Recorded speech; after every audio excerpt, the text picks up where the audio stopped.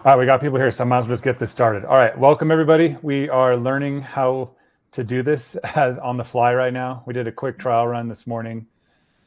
So I'm assuming you guys are all here. There should be a chat bar on the right if you hit the little message icon if you want to chime in at some point. But I got that up on my side right now. I also got all the questions pulled up from earlier today. But for now, I guess we'll do basically a quick intro. Most of you guys know who I am, Cody Webb, the one kind of behind the whole thing. What's up, JP? And then we got Blake here, who's our filmer editor. Blake, if you want to do a quick rundown about yourself and everything you've done here. Yeah, real quick, guys, can you give us a Y in the chat if you can hear us, just to make sure the mic works? I think that'd be ideal to make sure y'all are hearing us. There should be a chat function here, right? Yeah. But I'm not seeing it. It's next to the participant, like the little image of people. There's 18 people. Oh, there it is. There's cool. a little All right, chat icon next to it.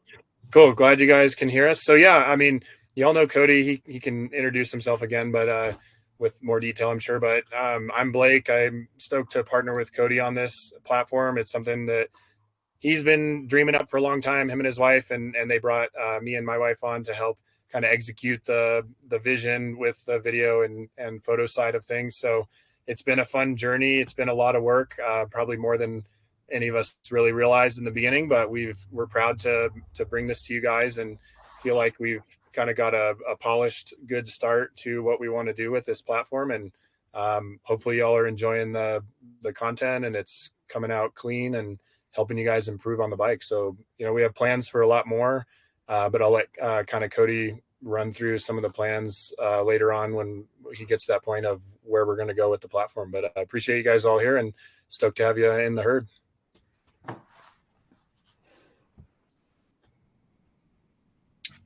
And then I'm Eric. I've been helping Cody with the platform here for a while, mostly on the marketing side, so kind of helping spread the word, doing some social media, things like that. I've known Cody a long time. I grew up riding trials with him, so got a good riding background as well, and just happy to be on here helping you guys with the platform, and hopefully can chime in with some coaching advice here and there as well. So yeah, stoked you guys are here, and yeah, stoked to get this started. Yeah, quick backstory on Eric. He's a discreet, really good rider that no one would ever probably know about unless they went riding with him. So Eric would probably easily ride the A class at the Hard Enduro series and stuff like that. And he's also an absolute shredder on a mountain bike. So anything two wheels, trials, Hard Enduro, riding in general, he's a really accomplished rider on all ends. So that's the only shout out you get for today, Eric. Yeah.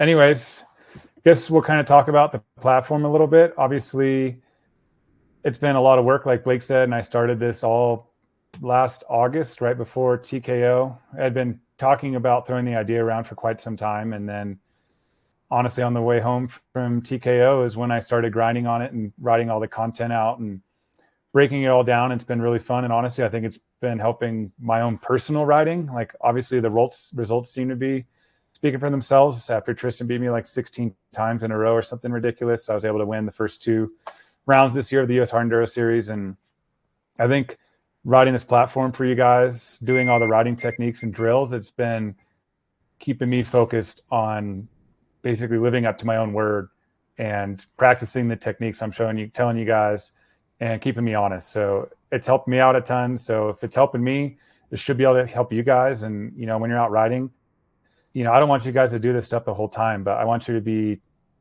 cognizant of it in the back of your head, like focusing on little things. And there's definitely going to be days where, you just go out and literally practice cornering drills or go out and practice clutch control on hills. Like it's definitely the time to go and focus on drills, but at the same time, it's just always being aware of it and practicing perfect the whole time you're riding. So, obviously we got quite a bit of stuff up there on the platform for you guys so far. That was all just the foundational start for what we had. Obviously it took quite a bit of work to get there, and the plan is to keep adding more. Like just yesterday, Blake and I pretty much spent most of the day filming for future stuff coming up. We had already almost finished up hills, but we wanted to make sure it was full of enough content and valid content for you guys. So we finished uphills yesterday. So whenever Blake gets to it, between all his busy schedule with helping out at some of the U.S. hard enduro rounds, fixing his camper truck setup that broke today, leaf spring snapped off. That looked like it was a pretty fun experience. And then, he's doing the hard enduro burro thing as well. So he's doing some really cool video content featuring, all the top guys from the hard enduro series here, A-class guys as well. So it's really cool what he's doing, helping promote the sport. So, I'm happy that Blake was able to take the time to work with me to get all these modules up. So we worked on cornering as well yesterday. It's been difficult for me to decide what to kind of continue adding next. I definitely have stuff in mind just after, because, we've been doing the 15-minute chats with you guys and learning a lot just about the platform, what you kind of want to see, what to expect next. So, yesterday we spent the whole afternoon basically doing cornering drills, basic cornering drills, body position, what to be doing with the clutch, brake, bike. So that's coming up next, a little bit more of a basic thing, but for all around riding, it's critical. So we needed that on there for sure. And then it seems like a lot of interest has been in like a trials crossover to enduro bike course. So that's definitely on the agenda coming up here pretty soon, sometime after Moab, before Battle of the Goats. We're looking to get together again and put that whole class or module, I guess, together for you guys. So I think that'll be really handy. And, I've fortunate enough that I've ridden a little bit of everything. So I could dabble in it all, right? Like I've ridden 6 days, I've done a GNCC, I've ridden tons of hare scrambles, hard enduros, trials, and obviously hard enduro is kind of my specialty, but I love riding all sorts of motorcycles, but there's something about the struggle of the hard enduro side. So, that's why there's a lot of those drills in there. But it seems like the progression of people riding off road, people want to learn how to do that technical riding, and not everyone wants to go flat out wide open pins. So, sometimes you got to slow down to go fast, and it's going to make you a better rider all around. So that's kind of my intro I want to talk about with what's coming up next. Still plenty of more, like enduro cross. That's going to be coming up here pretty soon. Obviously we have a little bit of time still before the enduro cross series starts up, but so much information alone just on enduro cross that's going to probably be our thickest module yet. So I'm looking forward to when that time comes. So for now, I'm still trying to go out here and hold it down for Team USA and the U.S. Hard Enduro Series. Obviously Tristan's an insane rider, and, Rider of Blonde's coming up, but, that's my main focus now. And I kind of want to transition quickly just into one of the questions I saw. Someone was asking how's it going to be at the I Ride Hard Enduro races in Europe. The first one is round 1 in England. I won't be at that one for sure.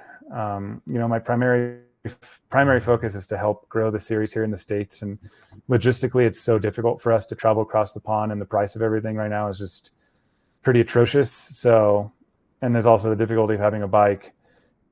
Getting a bike there, it's not an easy effort at all. So, and Sherco already has a team with Mario and Theodore there, so it looks like I'll probably be able to go to Erzberg. I just got confirmation that I'll have a bike there for me. So we have to finish the back-to-back Pennsylvania rounds on Sunday and Monday, and then I'd have to leave Tuesday, get to Erzberg Wednesday, which is when you can check in, and then I'll have to build my bike Wednesday, Thursday, and then prologue Friday. So that'll be stressful. It'll be full of jet lag too. So, but same thing for Tristan. I think Tristan's going as well. I don't know if any of the other guys are. It's really tight on the schedule, but that's probably going to be the only race I'll get to just because of the prestigiousness of it. That's cool. It sounds like going to be a crazy week. Definitely not going to schedule any CW2 filming that week. Yeah, there's no filming that week, no calls that week. Yeah. Cody's definitely been putting in so much time on this, guys, and that's what's so cool about seeing this come to life. Is he's been sending me photos of him working at 5 a.m. putting together these outlines to really get the content succinct and have it really make sense and be accurate and really helpful for you guys. So he's humble about it, but he puts a lot of time into his racing, but he's been putting in a ton of time to building these modules out and And the cool thing about working with him is he's really cared a lot about like giving back to the sport and growing, the sport and helping you guys learn. So he's, been really focused on, putting in the right amount of time to this. And, just, taking a 15-minute call with each of you guys is a really cool thing that he totally didn't have to do. But it's a cool thing. It's who he is. He's not, he's the people's champ. He's, a real guy and wants to see you guys reach your goals. And so, kind of reeling it back to like why it's cool for me to work on this platform is I kind of had this light bulb moment a couple of years ago riding with like Max Kirsten and Evan Ask and some of these guys, and realizing after 30 years of riding, I thought I knew how to ride trail and how to ride harder stuff. I didn't really know about hard enduro at that point, but that was kind of this big light bulb moment, was when they were like, you're kind of doing a lot of things backwards, or maybe don't have the fundamentals to, apply the right techniques. And I'm wondering why I'm, getting wadding up on stuff or whatever, getting tired out there. And so that same feeling that I had of like, oh shit, like there's this whole nother level that you can learn. And some of it's kind of some simple things you just got to put in place. You can revolutionize your game pretty quickly with just a few key, changes, and then you can kind of build from there. And so my goal is to help people kind of have that same light bulb moment with the platform here and really like develop their skills in a quick way and kind of learn the proper technique. Cause it's so much more fun to access more terrain when, you can actually get around, and I'm up against the wall with these guys trying to lug a 30-pound camera bag around and try to go where they're going. But I do better hiking up things with the camera bag and parking at the bottom and stuff, but slowly getting there. So that'll be a cool progression for me, is to kind of see how these lessons help me over the next couple of years, so hopefully people have that light bulb moment. That's kind of the goal. And I guess Tyler said Reese says hi. So what's up to Reese? Sounds like this is her first live stream with Cody Webb and CW2. Nice. She's 5 months old, getting her training started early. It's awesome. One thing about Blake's setup, he's got a ridiculous, he's got a huge headlight on his bike in case he gets lost, because it probably happens frequently. But yesterday I was riding with the tripod on the back. Remember his tripod almost took me out. I hit some bumps and I was like trying to hula hoop this thing. I almost got taken out by his tripod when I was carrying it. So yeah, it's pretty funny. You got Cody with his USWE pack that weighs like 8 ounces or whatever, and then my camera bag that I don't even have enough space in there to put water, so I have to put water on like a tank bag on the bike, and it's I think north of 35 pounds with the red camera and all that. But yeah, I put him to work carrying the tripod. He's always down to haul that thing. But yeah, it's a team effort for us here. Yeah, pretty funny. And I figure, if it gets really sour, he'll just ride my bike for me. I have no shame in that. Cameraman hard enduro. Yeah.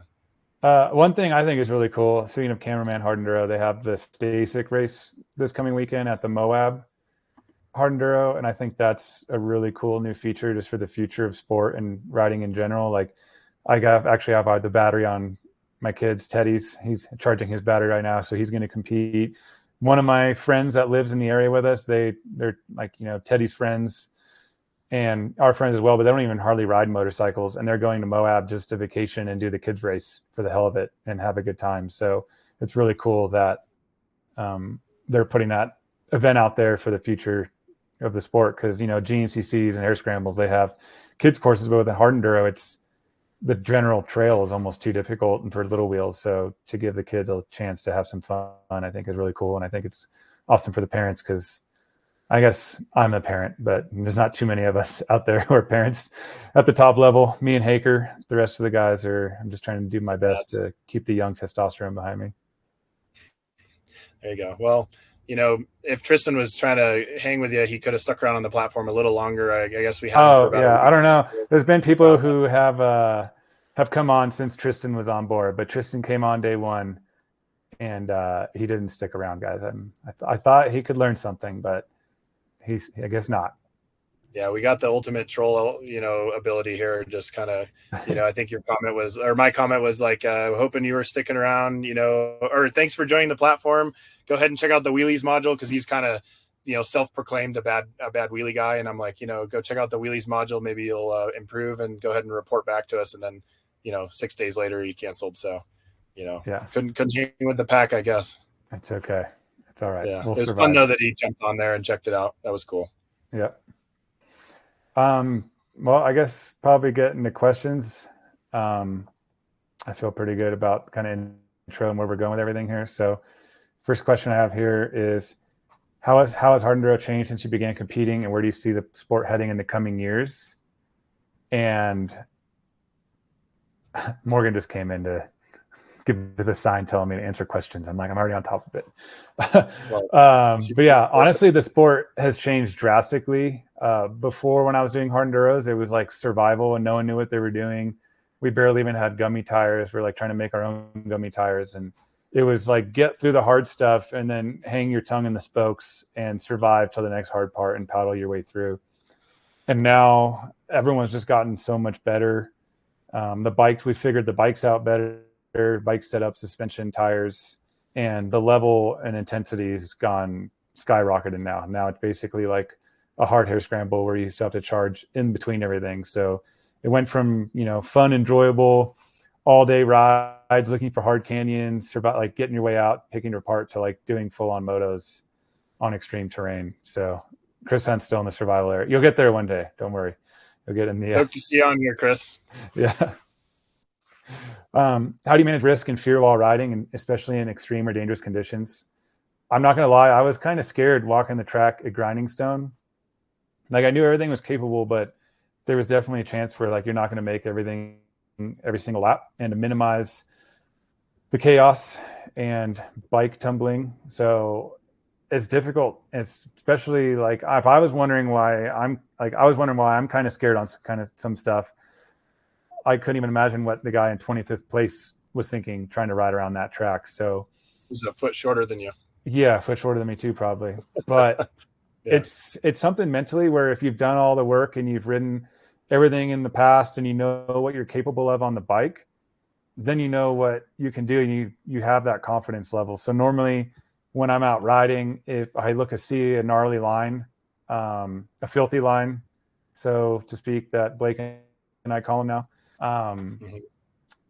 If I look at a gnarly line and I'm thinking, I can probably do it, or like if I don't know, I won't try it if I know there's no chance, but I know if I know right off the bat there's going to be no issue trying it, or it's kind of on the edge when I might dab, I'll go for it. And I've ridden enough now that I'm confident in jumping off the bike and saving it and saving myself for the most part. Sometimes it gets the best of me, like when I broke my wrist at TKO, but it was slippery and I lost my footing. So that was probably why I fell there. But it's just a confidence thing and doing it enough to knowing what you're capable of on the bike and getting to that point. It doesn't come overnight.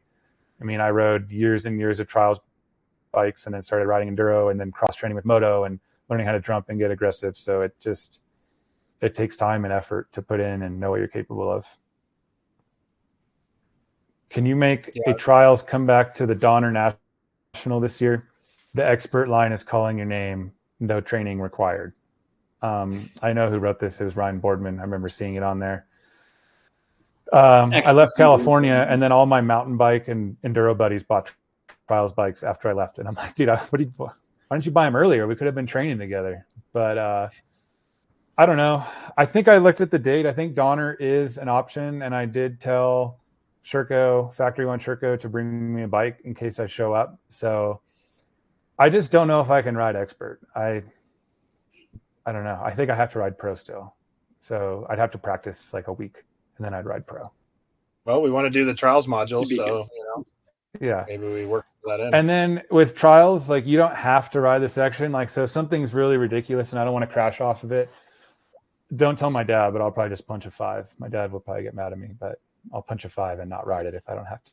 There you go. Kip won't stand for that. Yeah.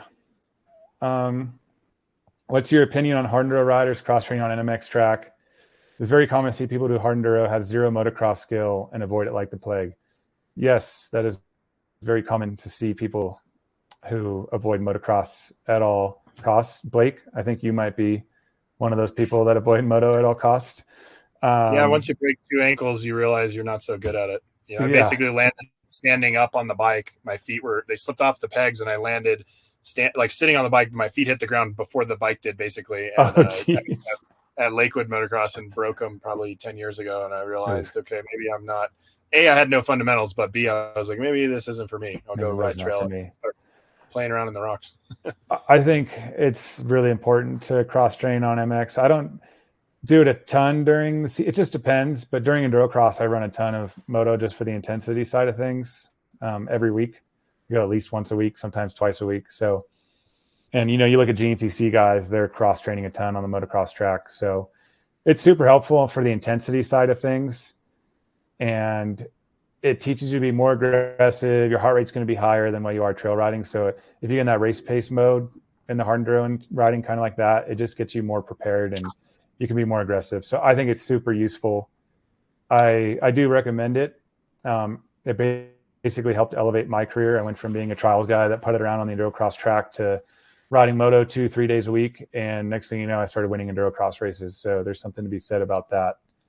So yeah, motocross would be good. And you look at the top guys right now, like Ryder LeBlanc, I'm sure he rips on a motocross track. Tristan's good at moto. Will Reardon got second at the Erzberg Prologue. Like, obviously he's super fast. Colton Hakers qualified for a few nationals, I believe, back in the day, super long time ago. So a lot of motocross hidden in there, and we just don't post about it because we don't look as good as, I can't scrub, at least some of the other guys can. Danny Lewis can scrub. I can't scrub. Danny Lewis can scrub. I don't know if y'all caught that. In hard enduro too. So for the record, moto's a scrubbing sticker. No, I said moto's way safer than hard. Oh yeah, so much safer. Yeah. Allegedly, yeah. Exactly. Yeah.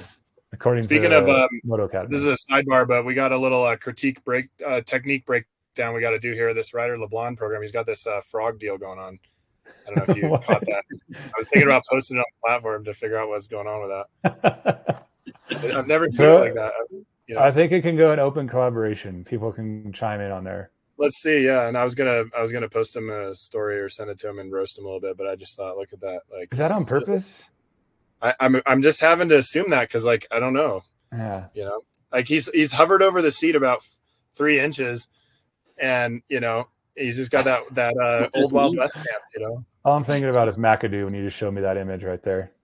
Yeah, there's a lot of Ryder LeBlanc, but do you have my goon riding clip at some point from the Burrow shoot in St. George? Do you remember when we were doing the hill climb and I gooned the whole entrance with the drone shot? It was a long time ago now. Yeah.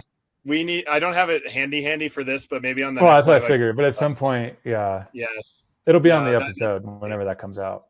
Yeah. Some of my finest goon riding skills. Maybe it's a good time to talk about what we were talking about yesterday with the filthy lines and kind of launch that for people. Yeah. So we want to give, like, obviously we made a thing on there, like just like exclusive content, and it was somewhere where I wanted to show my cursing fest at Hawaii and show people that I'm real and I struggle really badly sometimes. And I almost had a mental breakdown there. That was not good for me, but we pulled through. Worst cramps in my life as well. But yesterday riding, at the end of the day, I kind of was over cornering and talking. So I just wanted to hit some filthy lines. So found some really gnarly lines where we're out riding, and Blake and I kind of decided we're just going to add in a section called Cody's Filthy Lines, and it's stuff that won't be shown on regular social media because they're super cool viral videos, but I want to share with you guys. So gnarly lines I did, and then basically afterwards I broke down how I did it, what I was thinking mentally, how I was going to plan. So the first one we did was ridiculous, and it was one of those things that was like borderline. Oh, there's the huge splat. Yeah, Tony Bow inspired. That was the second one. But the first one was, I talked about it afterwards, and it's one of those things where it's borderline. I don't know if this is possible or not, but we'll give it a try. And I made it first try. So I was like, okay, we're good. I can clean it now. Cause I got a 1. It looks better to clean it. And then, the other ones, it's just kind of breaking down stuff. So it may be something that the average person probably won't ever be able to attempt, but it's kind of cool I feel like for me to break it down and give you my mindset and thought process and where I'm going to try and throttle and this and that. So you can comprehend and maybe one day strive for something like that. So Cody's Filthy Lines.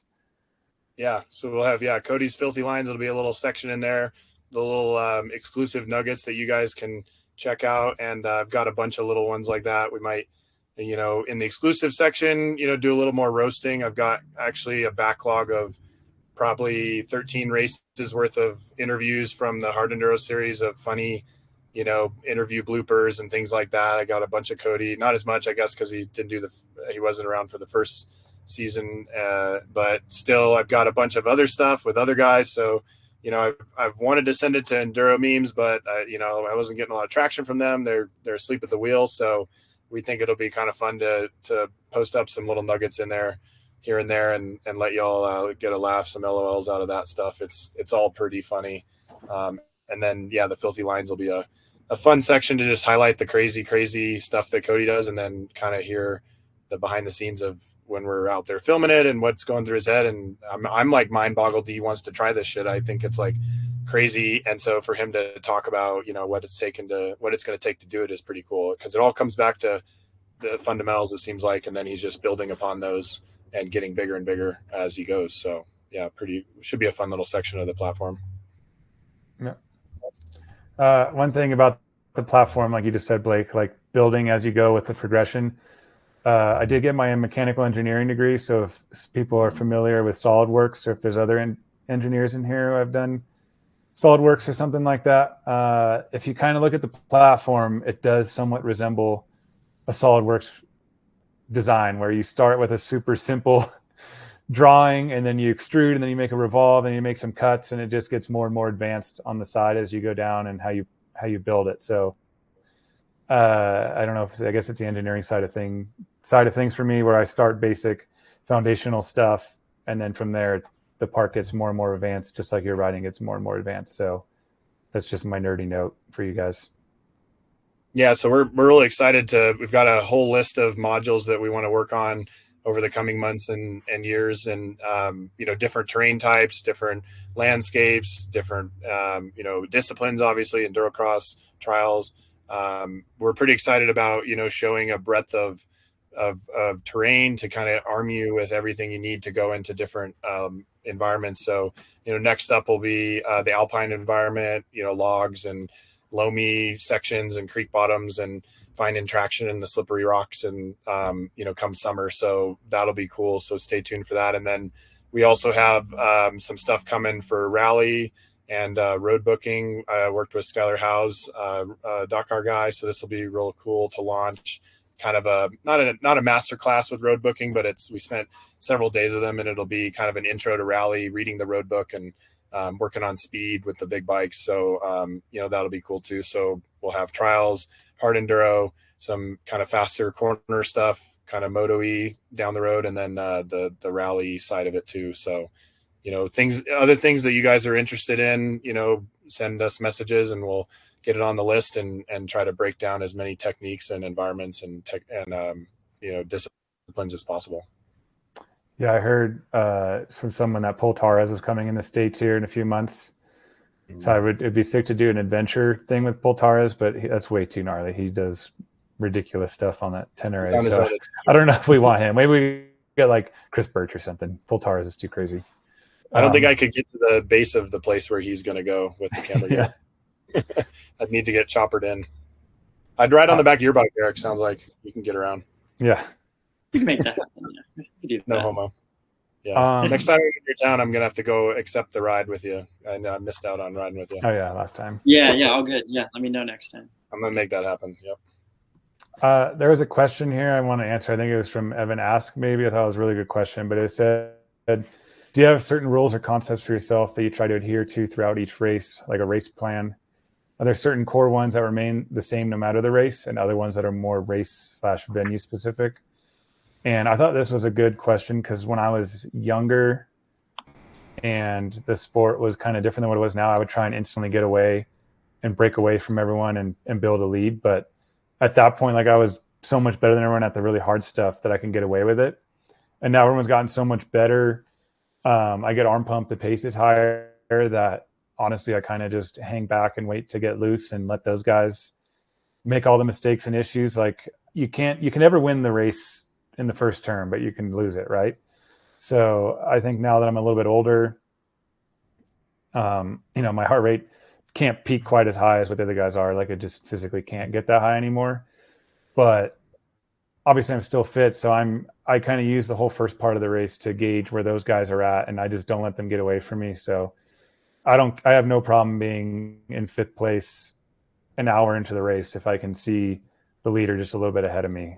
Because I know if I'm just hanging out there, then I can put the push on to catch back up. And if they've been trying harder that whole time, then they're going to fatigue a little bit more. And I think there was at some point a transition in my career where I didn't try and break and get away right off the bat. And I think because I realized everyone else got a lot better, and I'm just kind of act better as the predator, hanging out in the back and waiting for my chance. So whereas like Tristan Hart, I feel like the last 2 years here in the States, he would just put on a massive charge and like break us down and then get away and have, a 15-minute lead and just kind of hang out to the finish. And that worked really well for him. I mean, he won a ton of races and 1 or 2 championships. I don't know what it was he won, but like he won all the races pretty much and spanked us. And then, everyone's been working hard. You have that target on your back for so long that everyone's going to reach it eventually. So, now he's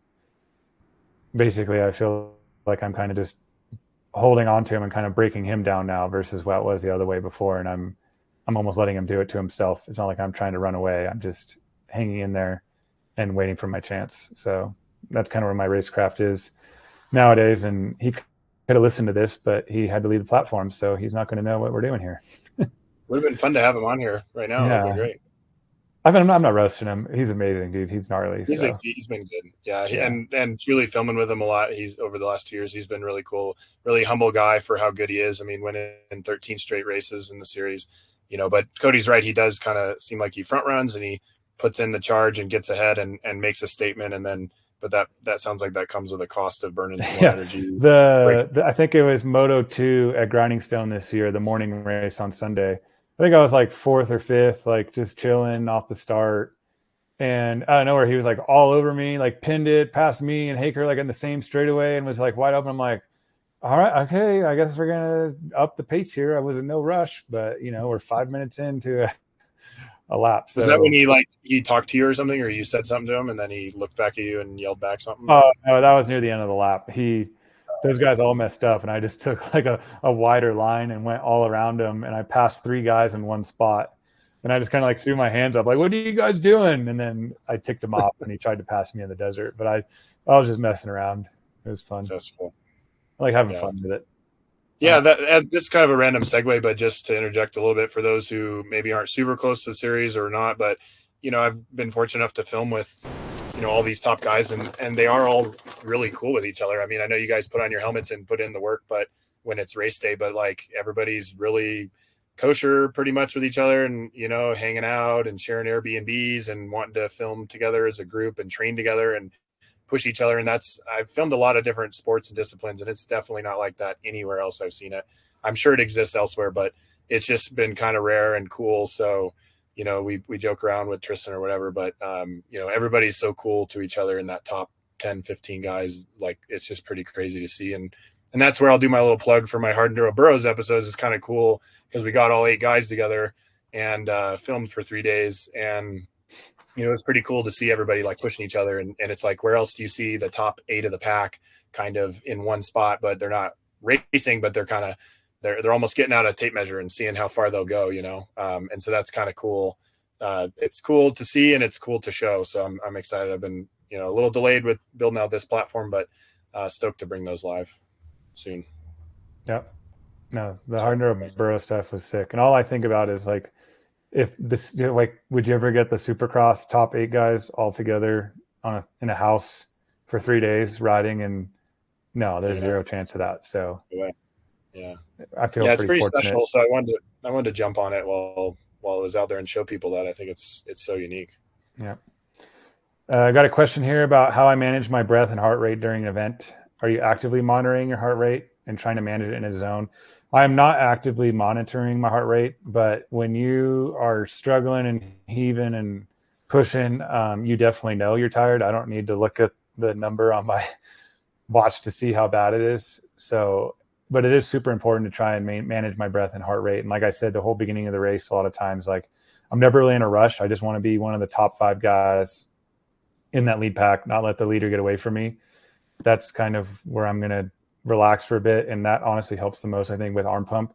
A lot of people have been asking about arm pump, and, you know, you go out like a bat out of hell, and right off the, like, you're going to be arms pumped up, can't hold on, can't ride. Then you have to almost stop to recover. So managing your breath and being patient is huge before you're fully warmed up. And that's why, like, when you are doing warm-ups, like a lot of times on the starting line, I'll go for like a quick jog or sprint to kind of make it so my body doesn't go from 0 to hero. It's like already there and hit that max for a quick second, so it's not a shock to the system. So getting a active warm-up like that helps. And then I'm thinking about a point at Grinding Stone on Stairway. I think Blake was actually there filming. I was pushing and not getting anywhere up it, but I had a horrendous lap. It was when it was kind of started raining, and I think mentally I was like, we're not going to be able to do the race. It's going to be too slippery. And I just had a terrible lap there, and that's why I lost a lot of ground to those guys. And, you know, luckily we all had our issues. That was my one issue lap. And honestly, once I almost blew my wad right where Blake was in the stairway and pushing, and it was the dumbest stuff. I knew I was like, I had to stop and regroup to try, because I was just pushing and the front end was in a hole. The rear end's not getting any traction. And all I'm doing is just wasting my energy. So like I kind of regrouped and redid my footing, and I got to a better spot where I can like try and weasel the front end around this hole. And like I got up it. So that I think is super crucial when you're stuck in a spot like that or in a bottleneck, to just take that quick little breather, like know you're struggling and working way too hard, and regroup. And I feel like once I got past that point in the race, it was like my heart rate went to a whole nother level, and then I was able to calm down a little bit, and the rest of the race I could charge and not have any issues. So it's just something you have to remind yourself. And if you find yourself doing something stupid, to take a step back and conserve that energy best you can. We had a question here directly that just came up in this live feed. What are the differences between U.S. hard enduro races and the Hard Enduro World Championship? Just the level of the top guys. You know, we have a few top really good riders here in the States, but, you know, you go to one of those races there in Europe, and obviously Manny's been absolutely killing it, but I feel like the top 10 there is a little bit deeper than the top 10 here in America. So there's just a deeper talent field there. And probably because most of them are all former trials riders for the most part, minus like Wade and Theodore. And then the races there, I mean, I haven't done them here in a few years, but obviously Erzberg's insane, super gnarly. And Romaniacs is just absolutely grueling, crazy long days on the bike, feels like it's never going to end. So we have stuff kind of like that here, but, you know, Silver Kings is one super long day on the bike, but then you're done. Like Romaniacs, you'd have to suit up, wake up at 4 a.m. and go again the next day. So I think they're a little bit more grueling there than they are here. And we kind of have like the knockout style format a little bit. I mean, Gets and Rodeo has that as well, but it seems like the races there are super gnarly for the pros, and then they have different lines and courses for the amateurs, which I think is better for engagement. And I think we're starting to figure that out here now in the States as well. And kind of a follow-on note, just I had interviewed Matt Green at Silver Kings last year, South Africa's Matt Green, and he mentioned that the tracks here, he's like, the tracks are so sick here, and can't do his accent, but he was so stoked that the terrain here is so much larger and bigger, and just he was just over the moon that he thinks that hard enduro here is going to outpace the Euro races over time. It might take a while, but, you know, he said that the nature police is really shutting down a lot of races there, and they're just, you know, up against the wall. So when he saw Silver Kings, he was like, you know, obviously that's a big race, but, you know, he was like, this is a matter of time before the States races are as big or bigger than Europe. And he thinks a lot of guys are going to start coming over. So that was kind of cool to hear from him. Yeah, no, I can definitely see that coming here if it continues the way it is, especially with the effort they put in at Silver Kings, and different effort, different people, but TKO as well. Like that race is huge now, and the Europeans come here and they're pumped, like just because it's kind of a better spectator style event. So those canyons are packed, people are blowing horns and screaming and yelling. So it really gets us pumped up, and it's cool because normally we're just out by ourselves in the middle of the mountains solo contemplating why we're out there. So it's makes it a lot better for us, you know, at a race like TKO. And I think that's another reason why I wanted to build this platform, was for the future of the sport. Like obviously it's everything hard, like everything off-road related, but it kind of does have a lot of the hard enduro aspects in there. And I'm already seeing the next generation being ridiculously insane at a young age. Like there's Hawaiian kids that are crazy gnarly. I just did a class in Missouri. Henry Morgan's on here. He was really good at the technical side of things as well. So there's a lot of people moving up who are at a young age, and it's kind of becoming a specialty type thing, right? So I feel like with time, if I can help the next generation and host some clinics and in-person stuff, and it can only get better and better. I mean, you got Braxton, that Cale Whitcomb kid, and Riley Bender. I ride with Riley a lot. It's really fun for me because it kind of feels like I'm giving back. And when I was younger riding trials, Jeff Aaron was like the 10-time national trials champion. And I was 12 years old traveling around the country in his trailer and doing these events. And I felt like I had my time when I was younger to have that opportunity. And now I want to give that back. So I think it's going to help elevate our sport. At least I'm telling myself that. I want Team USA to take down the Euros best we can. No offense to the Europeans and other continents on this platform, but I don't know. For me, it's I want to help out the future. Nice, Brandon. I just saw that. Yeah, Romaniacs is just grueling. You just got to keep grinding on that one. What bike changes are you making for Moab versus Page? Well, first, I'll talk about the Moab course. Someone asked how it will compare to Grinding Stone. Grinding Stone's going to be way more slabby, massive slabs. Moab's going to probably be more bouldery, like kind of big random boulders. And maybe some looser dirt. The transfers, it's going to be more single track. Those desert crossings at Page were whooped out and pretty fast. So I think it's going to be a lot different. I will probably end up softening my suspension a little bit more because it was a little bit stiffer at Page for those G outs at the bottom and slamming on those big walls and then the whoops. So I'll soften my suspension up a little bit. I'll be running in the same tire because honestly, it's all I have in my house right now. But luckily, we have 2 tire options with Dunlop, but same tire. Hopefully not that booster. Front tire will be different because I don't have the front tire I wanted to run, but it's fine. I'll get by. And I did get a little sneak peek at the course a few months ago and did some pre-riding there to kind of help Joe a little bit with checking it out. And I would kind of say what Cody said. It's a lot more loose kind of choss, like, you know, bowling ball size rocks, all side hilling and kind of lots of, you know, 3, 4, 5 foot rocks kind of piled up, and you're going to be picking your way through it, dropping down into canyons and stuff. I really wouldn't describe it really similar to Page at all, besides just a little bit of slab, but it's mostly ledgy. Is the sand stuff. Not as soft there either? Maybe a little bit. I don't think so. It's like a lot of the course is actually going to be dirt in the canyons, which is cool. I mean, there is going to be pretty sand. High elevation too, so I think there might be some pine trees I heard and stuff. Yeah, there'll be actual trees and stuff. It's cool. I would just say practice riding rocks that move, not stuff that's all fixed in the ground. Slabs. I mean, there'll be some slabs and ledges, but he's got a cool setup with some split lines and stuff to make it, you know, where you can really navigate. And I'm gonna sneak in and ride it on Thursday or Friday, and then that's as close to racing as I get. But I'll just go. If you're sneaking in there, just do a quick open collaboration note on what it feels like out there.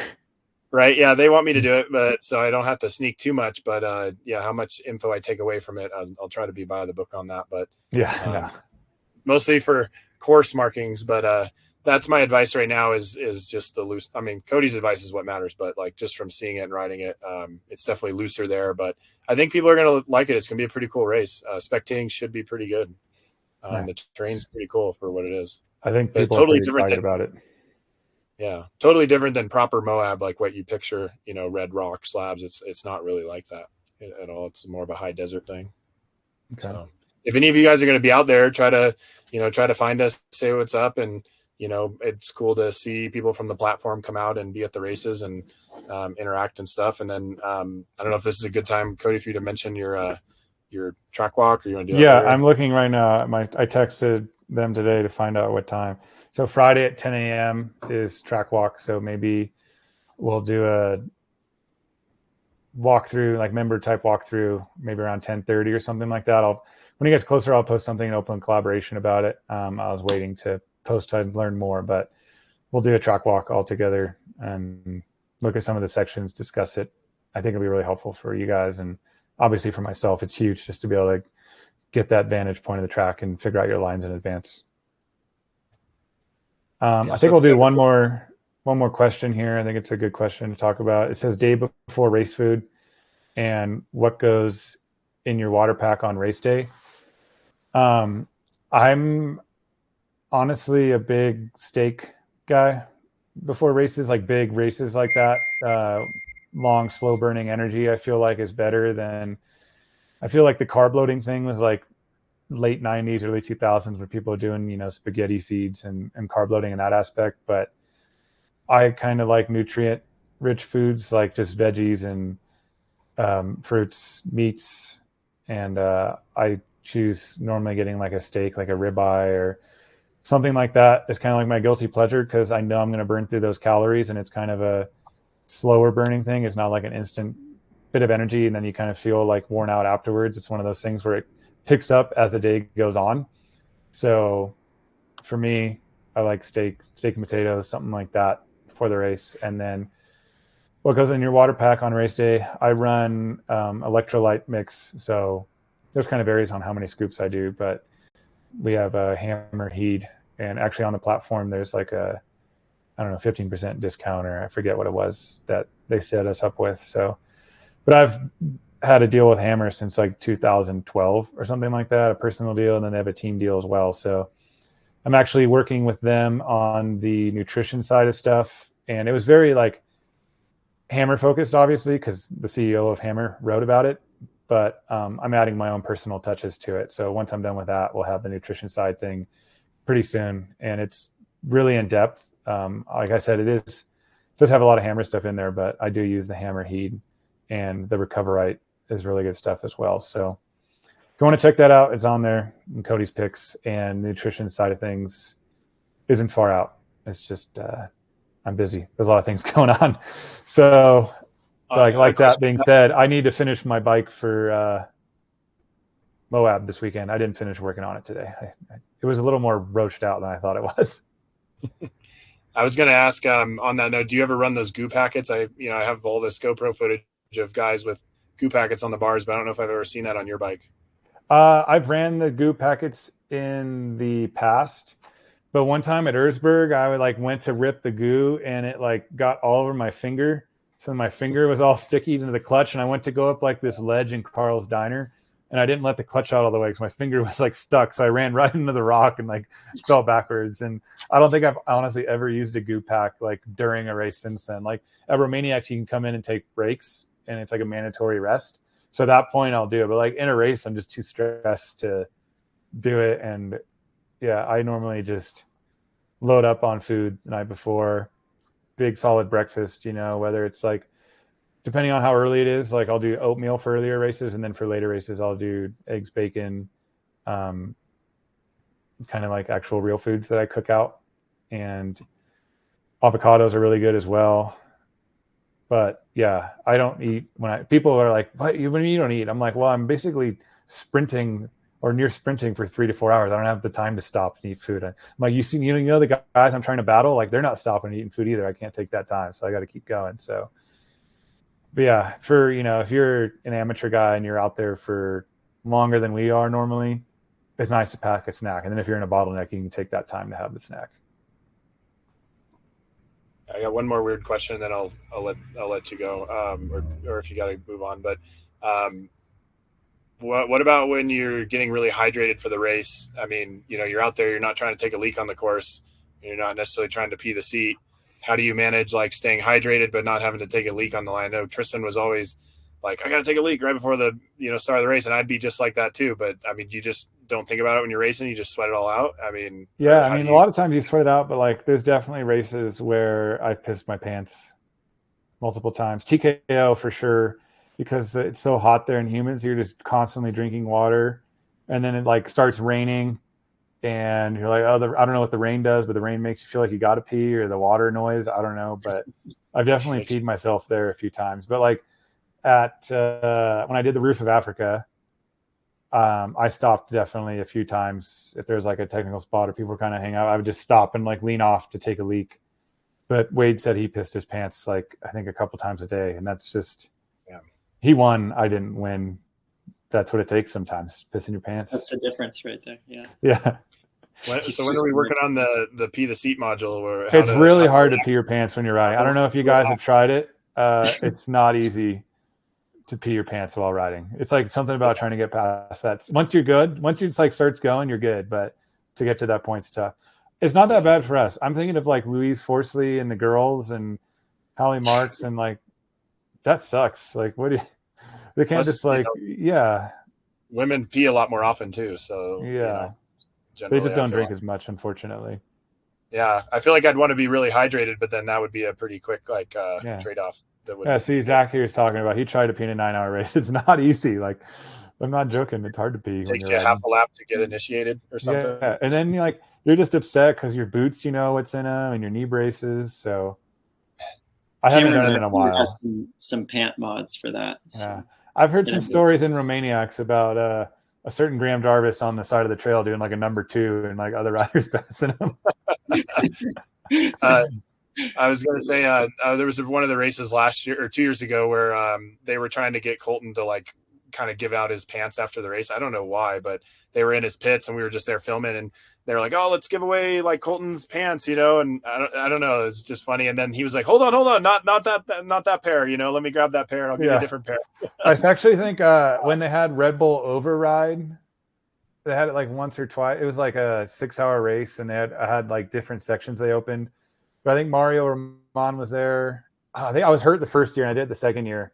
And Mario beat me. Tristan was third. But I remember like finished the race and like it's so long, I definitely peed my pants there. And I gave my pants to Rodrigo. A lot of you guys probably know Rodrigo Hardenduro. But I gave him the pants and I'm pretty sure he just like washed them and used them for himself to go riding. So I gave someone piss pants before. Nice. So you've done that. That's pretty funny. Actually, when I rode with Skylar Howes, because I know you did the rally course with him that we'll have here eventually, but I rode with him and he had the pair of boots that he rode with at Dakar. And there's like a little zip tie because they have the catheter set up that like goes down and he's got like a hole that comes out of his pants. And then there's a hose that goes down his boot and he had like a zip tie to hold it in place. So it kind of like the pee comes off the back of his boot as he's riding. So that's pretty funny. That's the way to go. That's what you do when you're going 90 all the time, I guess. Yeah. Just let it spray. And then you're on the bike for 8 hours or something ridiculous. Yeah. Talking with that guy as a sidebar, he's wild. Like he's really cool dude. And just, he was telling me a bit about Portugal and his crash and stuff. And he got back up on the bike in less than 10 seconds, according to his data. You ain't cool unless you pee your pants. Yeah, that is true. Skylar had a gnarly crash, and then the data on his like vest said that he got back on the bike and started it within 10 seconds, and then he only lost 2 minutes total after doing a full like ragdoll over the bars, like crazy G-force, and then he just gets on and goes again. Like I don't know how you do that. You're just wired different, you know? But yeah, it'll be cool to get his stuff on the platform. He's really articulate, and he really feels like it's his duty to kind of give back to the sport too. So I don't know. It seems like there's not a lot of info about the road booking stuff. It's kind of hard to learn. You have to go to like a school. You go to the Jimmy Lewis school, and that's about it. Yeah. So we're not a substitute for that, but I think this class will be kind of cool. We spent multiple days on it. He built a special road book just for us to go film, and then we spent probably 2-3 hours on the computer with him going through how to build a road book too. So it was basically straight Chinese for me. Started talking about wadis and tulips and all these things, and but I think for those who are interested in it, it'll be pretty cool for you guys to check it out. Yeah, I mean, I haven't seen it yet. I've only seen the clips you've showed me, but it looks awesome. Yeah. All right. Well, I feel like we covered most of the stuff here, and I don't want to keep you guys on for too long and lose interest. So I feel pretty good about our first live feed. Not too many technical difficulties. So happy how this turned out. And then this should save on the platform for replay. So whoever misses it, they can come back and see it, or you guys want to watch it again. I don't know if you really have the time for that, but if you'd like to, it'll be there. So appreciate you guys a ton. Make sure you come by and say hi this weekend to Blake and I. Blake is like 7'4", so you can't miss him. I'll be out and about. I think I'll have my Sherco tent and passing out a couple of little flyers and helping out with the kids race, and really excited for Moab. I think it's gonna be a really fun race, and seems like a pretty good group of people are going to be there. And a lot of people haven't done some of the other races. I think it's kind of a nice introductory race, and I don't know what the deal is, but there's a ton of people from Utah on this platform, so I'm sure a lot of them will be there as well. And yeah, we're looking forward to it, and we'll probably have 1 or 2 of these a month once we start figuring stuff out and that we want to talk about for you guys. Sweet. Thanks, Cody. Yep. Thanks, everybody. Thanks, guys. See you guys. Have a good one.